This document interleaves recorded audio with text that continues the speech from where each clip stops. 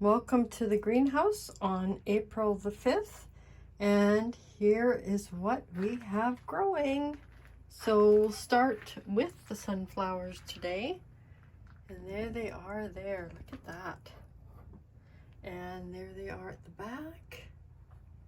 And then here's our amaranth, just to show you, see how big they are.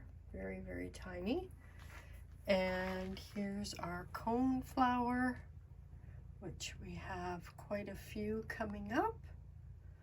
And our Dyers coreopsis. Still nothing with our basil, but we'll have to see. I think I might see some green poking through. And there's our Tango Cosmos. And over here is our marigolds.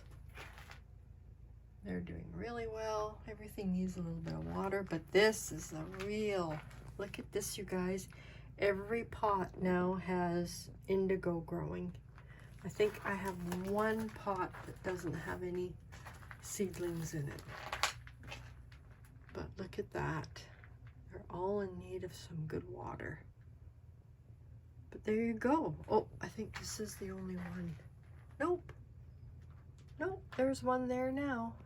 Awesome.